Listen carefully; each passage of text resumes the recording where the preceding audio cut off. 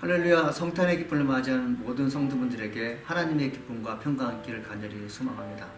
오늘 여러분이 주신 말씀이 생명을 소생시키며 희망을 갖는 귀한 시간 되길 간절히 소망합니다. 넉 달 전 일이었습니다. 지역에서 마트를 운영하시는 사장님께서 저녁 초대를 해주셨습니다. 융숭한 대접을 받고 난 후 다과를 나눠준 사장님과 사모님이 기도를 부탁하셨습니다. 따님께서 결혼한 지 꽤 되었고 나이가 40이 넘었는데 아직 임신을 못하고 있다고 합니다. 그것은 무엇이었냐면 딸이 임신할 수 있도록 기도해달라는 부탁이었습니다. 저에게는 하나님께 주신 각별한 은사가 있는데 임신하지 못한 여인을 위해서 기도했을 때 종종 임신하는 경험이 있었습니다. 저는 하나님 말씀을 근거로 하여 따님을 위해서 기도하였습니다. 창세기 1장 28절에 이렇게 써 있습니다. 하나님이 그들에게 복을 주시며 하나님이 그들에게 이르시되 생육하고 번성하여 땅에 충만하라. 창세기 1장 28절 말씀이죠. 이 말씀을 근거로 하여 저는 믿음을 가지고 기도했습니다. 하나님의 사랑으로 잉태하지 못한 여인을 불쌍히 여기시고 이 가정에 생명이 잉태될수록 축복해 달라는 기도를 하였습니다. 석 달이 지난 후 목양실에서 설교를 준비하고 있는데 전화가 왔습니다. 마트의 사장님 부인이었습니다. 사모님은 저에게 말씀하셨습니다. 목사님, 퇴근하시고 저희 마트에 잠깐 들려주시면 감사하겠습니다. 퇴근 후 마트의 현관문을 열고 사모님 얼굴을 봤을 때 즉시 제가 느끼는 것이 있었습니다. 좋은 일이 있음을 알게 되었죠. 사모님은 저의 손을 꼭 붙잡고 말씀하셨어요. 목사님 감사합니다. 저희 딸 임신했어요. 딸의 임신은 힘든 마트 운영으로 힘들어할 그 두 분들에게 기쁨을 주었습니다. 얼굴이 활짝 피었습니다. 생명의 딸의 몸에 착상되었을 때 이것이 이렇게 기쁜 일임을 다시 한번 경험하는 시간이었습니다. 성탄은 예수 그리스도의 탄생을 알리는 기쁜 소식입니다. 예수님이 탄생하셨던 곳은 마구간이었습니다. 초라한 공간이었습니다.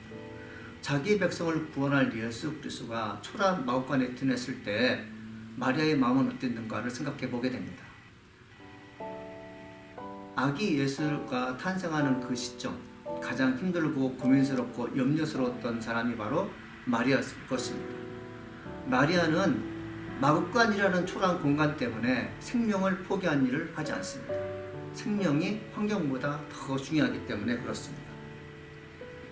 예수 그리스도의 오심은 지역적인 권한을 뛰어넘어 온 인류에게 복된 소식이었습니다. 예수님의 오신 목적은 자기 백성을 지에서 구원하시기 위함이었습니다. 아들을 낳으리니 이름을 예수라 하라. 이는 그가 자기 백성을 그들의 지에서 구원할 자이십니다. 마태복음 1장 21절 말씀입니다. 병든 자에게는 치유와 치료의 시간을 갖게 하셨습니다. 배고픈 자에게는 생명을 이 주셔서 영원한 생명을 얻게 하셨습니다. 죄로 인해 심각한 고민하는 자들에게는 제사함의 권세를 주셨고 그들이 평안함으로 남은 생애를 살게 하셨습니다. 하나님이 우리에게 주신 최고의 선물은 바로 예수 그리스도입니다. 그 예수 그리스도를 기념하며 예수님께 찬양하는 날이 바로 성탄절입니다. 예수님으로 인하여 우리에게는 놀라운 생명력을 갖게 되었습니다. 성탄이 바로 또 다른 생명을 얻게 된 것을 감사하며 경배하는 시간 되겠습니다. 성탄을 통해서 믿는 자들이 경험되어야 될 것이 있습니다.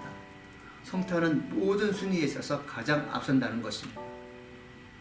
영어 명언에 이런 말이 있습니다. There is no wealth but life. 생명이 없는 부는 없다는 명언이 되겠습니다. 부를 얻었지만 생명이 없다면, 명예가 있는데 생명이 없다면, 권위를 가졌는데 생명이 없다면 가진 것도 없고 가질 것도 없는 불쌍한 영혼이 되겠습니다. 생명은 바로 예수 그리스도입니다. 성탄이 우리에게 감격과 기쁨을 주는 것은 내가 생명을 얻었다는 것입니다. 그 생명은 일시적인 생명이 아니라 영혼을 가질 수 있는 영생을 우리에게 주어졌다는 것이죠. 생명을 간직한 자들은 힘들고 지친 영혼들에게 다른 생명을 불어 넣어줄 수가 있습니다. 9년 전 저는 나사렛 대학교 교목이었습니다. 그 당시 나사렛 대학에는 외국인 유학생이 100여 명 정도가 있었습니다. 유학생 중에 다수를 차지하는 것이 아프리카에서 온 학생들이었습니다. 어떤 학생은 부유한 집안의 자녀였고 어떤 학생은 가난과 치열하게 싸우는 학생들이었습니다. 그들을 돌보며 그들에게 격려해주는 일이 교목으로서 매우 큰 비중을 차지하고 있었습니다. 그러던 어느 날 유튜브에서 주 예수가 급등하고 있는 영상을 보게 되었습니다. 그 영상의 내용은 무엇이었냐면 아프리카 학생들이 지하철에서 찬양하는 것이었습니다. 그들의 언어로 찬양하는 것이 아니라 한국어로 찬양하는 모습이 유튜브에 올라와 있었고 많은 사람들로부터 큰 호응을 받았습니다. 그 찬양 잠시 들어보겠습니다. 세상을 사랑하사 거센 자를 주셨으니 믿는 자는 영생을 얻으니 하나님께서 세상을 사랑하사 거센 자를 주셨으니 믿는 자는 영생을 얻으니 하나님께서 세상을 사랑하사 거센 자를 주셨으니 믿는 자는 영생을 얻으니 하나님께서 세상을 사랑하사 거센 자를 주셨으니 믿는 자는 영생을 얻으네 나비네. 낮에는 그들이 학교에서 공부한다는 것을 알고 있었지만 밤에 그들이 무엇을 하는지 알 수 없었습니다. 낮에는 공부하고 밤에는 의정부와 동두천에 가서 학비를와 그 다음에 생활비를 벌기 위해서 열심히 일했던 그 학생들이었습니다. 그들은 매우 힘든 여건에서 찬양하는 것을 보게 됩니다. 부유하지만 그리고 명예를 얻었지만 권력을 가지고 있지만 생명력이 없어서 늘 마음에 염려가 되고 불안한 사람과 달리 가진 것이 없지만 그들은 다른 사람을 기쁘게 하는 역할을 했던 것이죠. 무엇이 그들을 그렇게 생명력 있고 기쁨을 가진 찬양을 했던 것일까요? 그들의 마음 가운데 예수 그리스도를 모시고 있었기 때문에 그렇습니다. 하나님이 이 세상을 사랑하사 독생자를 주셨으니 이는 저를 믿는 자마다 영생을 얻으리. 이게 찬양의 아주 중요한 내용이었습니다. 사랑하는 여러분, 성탄은 내 안에 예수 그리스도를 모시는 날입니다. 그 예수님께서 내 안에 거하셨을 때 우리는 생명을 얻게 되는 것이고 연약하고 힘든 자들에게 용기를 불어넣을 수 있는 그런 좋은 크리스찬이 되는 것이죠. 오늘날 우리에게 예수를 보내주시면 생명을 얻게 함입니다. 영원한 생명을 얻게 함이죠.